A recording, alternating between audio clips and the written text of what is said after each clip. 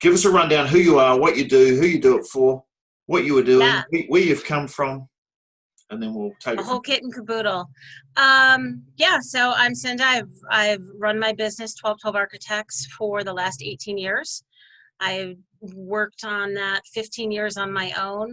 My husband, who is also an architect, worked for a large firm during those 15 years. And 15 years ago, or 3 years ago, we were really busy. And he quit his job at the large firm and started working with me. So working at home for us is the norm. We do that. And so COVID was not all that different for us other than our kids being home every day. We have 2 teenagers. So we are in suburban Chicago. We do primarily residential work. The church, residential, retail, restaurants, all of that kind of work that we get is primarily from our residential clients. You know, our clients who have businesses or they're connected through the church or whatever. We don't really advertise for that work. So I think it was October when I joined Six. I think October. So what, 10 months ago maybe? And I really hesitated for a while about getting in the program. And I really thought, this is a little, touchy-feely. If you Why build is it, they that? will come. Because a lot of architects and designers are like that. And to me, not being an architect, it's like, well, why wouldn't you want to learn marketing for your business? Why are architects so kind of, what did you called it, touchy-feely? Yeah, it wasn't so much that I didn't want to learn marketing. It was that it was such a different mindset. Mindset, And right. really this whole program for me has been a shift of the mindset. Yeah, right. And so it's not just so much of I'm an expert. It's been very much a shift of just thinking I don't need every client. And, certainly with economy up and down, over the last 18 years, there's been plenty of times where we said we needed every job.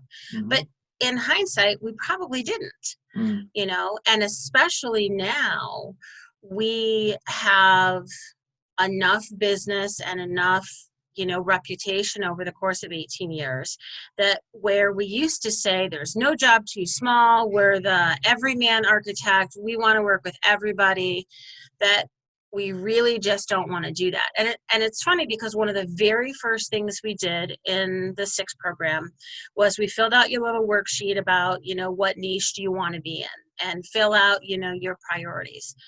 And that was the first time in 18 years my husband and I had ever sat down and written down the type of work we wanted to do. Right.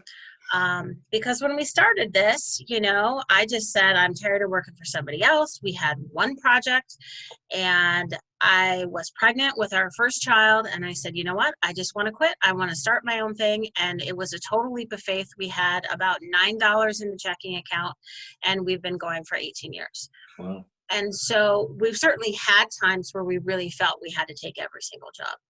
Right. But it was just the mind shift of, we don't need every job. And more importantly, we don't want every job. And we really need to be focusing on the jobs that we do want. And so that was the part that, we sort of joked was sort of touchy-feely, that, if you build it, they will come. That if I just think that I'm going to have, residential clients who have $1 million to spend, they will just arrive. And so that was the part that I thought, well, that seems a little hokey. But the reality is, it's not just that I just dreamed, okay, I think these, rich clients are going to come. Obviously, there's all the backstory and all the back end work that makes that happen, right? I positioned myself. I rewrote my website. I rewrote all of my documentation that explains who I am and what we do and who we are. And one of those things, honestly, which took me a year and a half to be able to give up on, was I don't need to show every single project on my website, right? My website really only says in one little line that we do other work besides commercial work, right?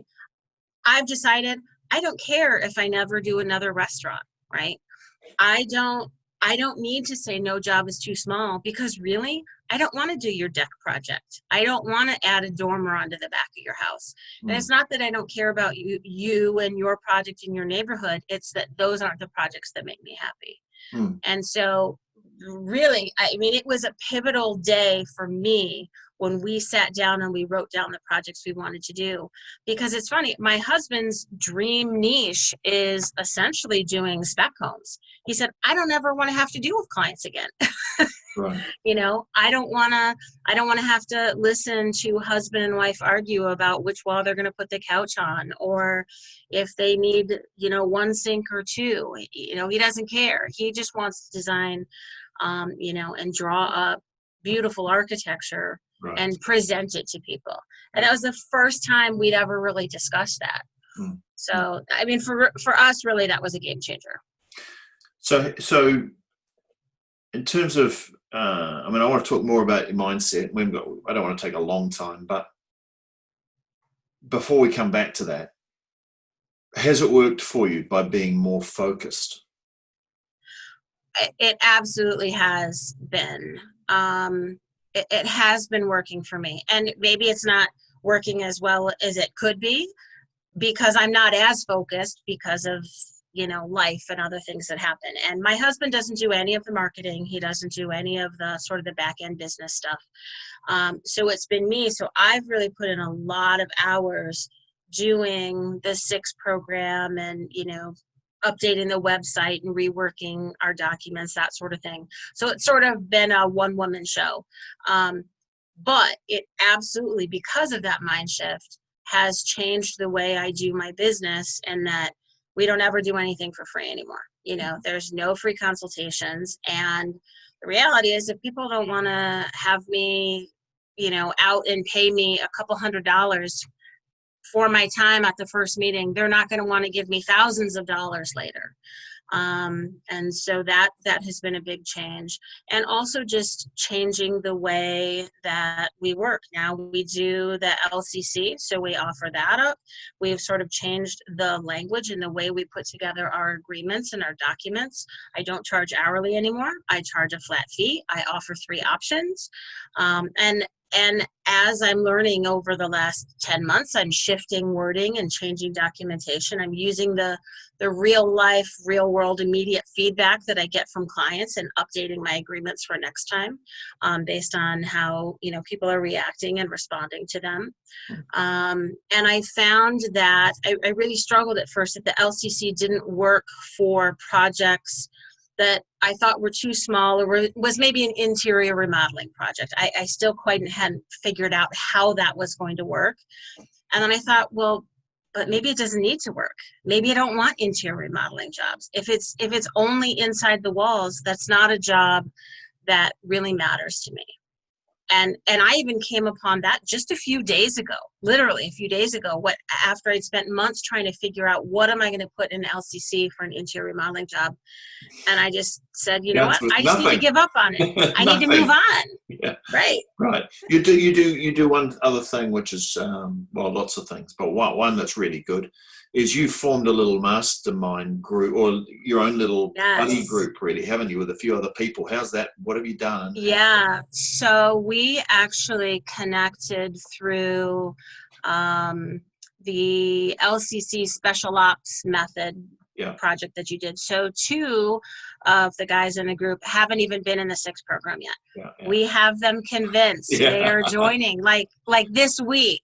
Right. And so two of us, Adrian and I, met in the 6 program, and we had connected on the Facebook page before. And I have to say that this group of the 4 of us has been worth every penny and then some of this program.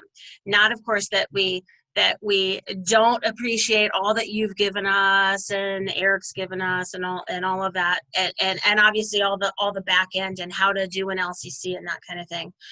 But it has been instrumental because we have a Zoom call, just the 4 of us, every week. And it really is the motivator to say, all right, what did you get done this week?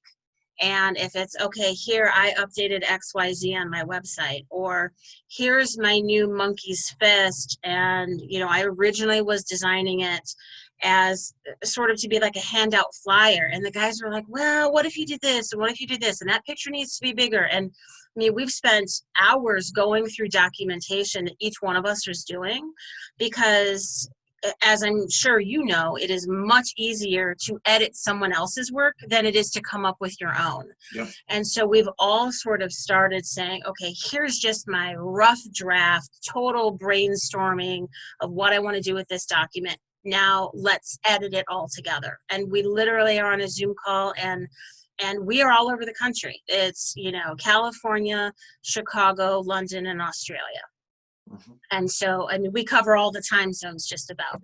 And you got some great people in that group too, haven't you? Exactly. And it's just, I mean, so it's not only, they're verifying, did you actually do what did you do your homework this week? Mm. But it's also the 4 different point of views, and we all do residential work, but we all do it different ways and in different types of neighborhoods and different types of projects. So it's really good to have an outsider's point of view, but we've also grouped together so that we're not all reinventing the wheel, right? So we've been working on this new niche, monkey's fist, that I've been working on, but it's designed such that one of the other guys could use it for one of theirs. It's already formatted. They just need to swap out a different picture, maybe change a couple of words.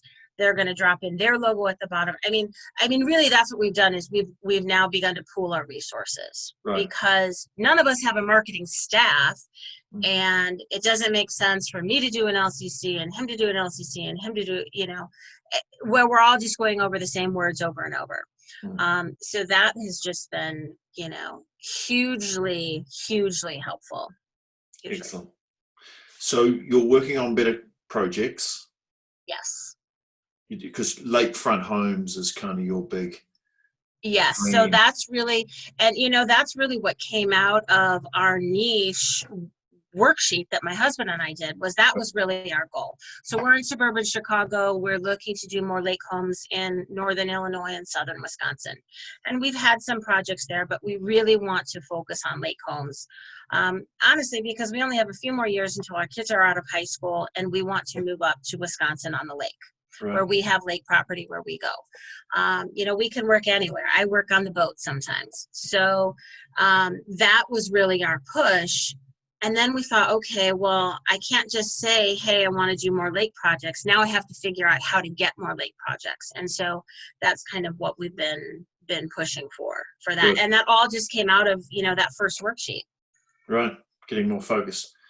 Yeah. I know architects don't like to talk about money, but are you earning more money? I am earning more money. One, because I raised my rates, and honestly, I probably need to raise them a lot more. Well, no, I won't say probably. I definitely need to raise them more.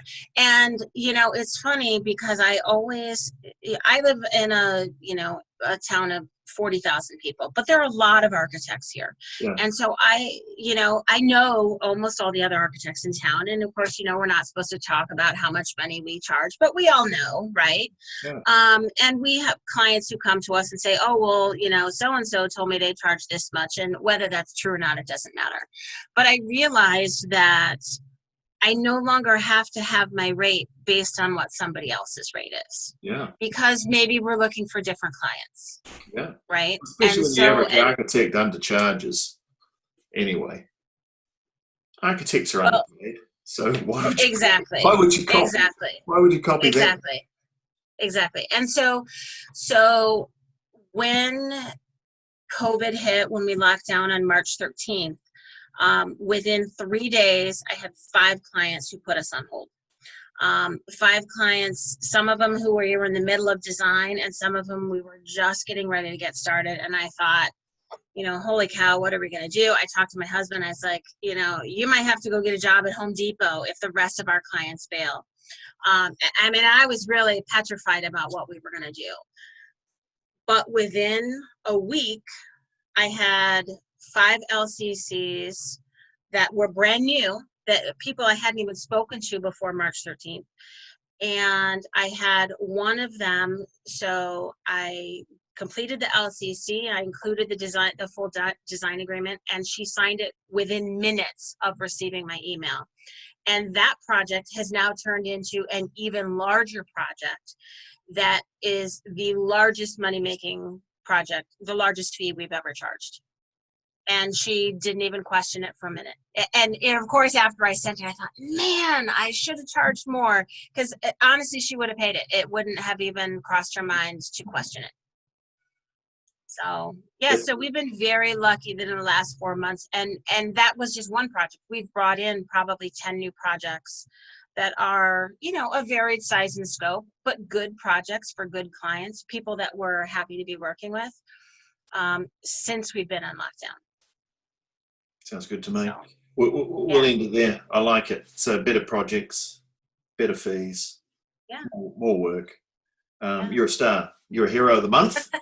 Hero of the month. But to be fair, you do stuff. You know, you put work in, and you've got your little buddy group, and you guys meet once a week. So it's, you know, it's no accident.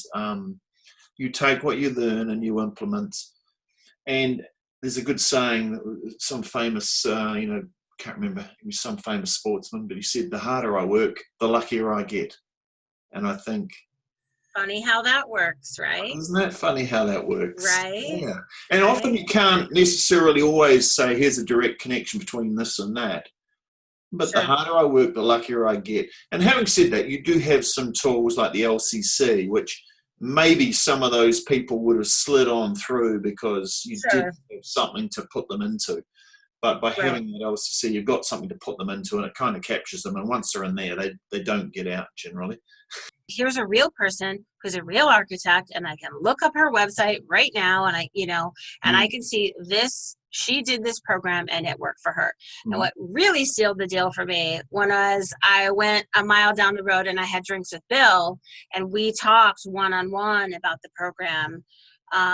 And knowing how it changed his life was just, that was, you know, the final nail in the coffin. That was what I knew that I needed to do. Yeah, right. Because, you know, it worked for him. And again, while he was really talking about, I literally sat there and envisioned that I was going to have an office and a party with these people, exactly like you said, and he did it. I thought, well, shit, if he can do that, I could do that, right? And I know Mona Quinn, every dollar Mona Quinn has paid me, she's got back many times over, because I'm sure she's my architect on a project we're doing at the moment. So yeah, I'm sure. So I mean, it really has been, you know, the mind, like I said, the mind shift was the hardest, because, you know, it's funny because architecture has very specific niches. Like, I wouldn't know anything about designing a skyscraper. I mean, sure, I could draw a pretty picture of it, but I wouldn't know how to draw in detail to put a skyscraper together. And an architect who does skyscrapers doesn't really know anything about putting a house together, right? But so even though architects have very specific niches, when we advertise, we want to say, look, we can do everything under the sun. I can do residential, I can do a police station, I can do a church, I can do a hospital, you know, trying to, you know, do a shotgun, you know, blast of we'll do anything. Yeah. And really, I don't want to do anything. I want to do these things. Not only that, but we'll do it, you know, I'm a jack of all trades, master of none. Well, that's how it comes across. And even though a lot of architects are good generalists, which actually I go, why do you say that? And they go, well, I'm a generalist, I can do anything. But you know, the problem with that is it looks like you can't do anything. But you know, you know, so what you think is a strength, someone else reads it and goes, no. Well, and exactly. And it's funny because I mentioned that to clients all the time. I mentioned to someone who I met today for an LCC, you know, I use the surgeon, right? If you need heart surgery, you're not going to a general surgeon, right? You're finding the best cardiac surgeon you can find because they're a specialist. And it really made sense, that clicked with me, that I need to be focused you know, whatever it is, whether it's lake homes or additions or, you know, whatever, that's what needs to be our focus. And I just had to shift from, I don't care if I ever do a commercial job ever again, you know, because I don't. That's it. You know. Right. So, And I've really found that just changing the way that I speak to clients has made a big difference as well. You know, explaining the LCC and how are we different from other architects and how our process is different. And, you know, I'm sure that there's some people who, you know, said, well, I don't want to pay for that. You know, once I sent them the agreement or, you know, which is fine because that must mean that they're not the right clients for me. And I'm glad that we figured that out. Yeah. Before we had a lower dollar amount agreement. And I have also decided I'm never lowering my fee. I'm never going to lower my fee. So if someone says, well, you know, you put that this is for X $1,000, can you do it for Y $1,000 instead? Nope, that's my fee. Take it or leave it. Excellent. You're the hero of the month, Cinda. Thank you. Thank you.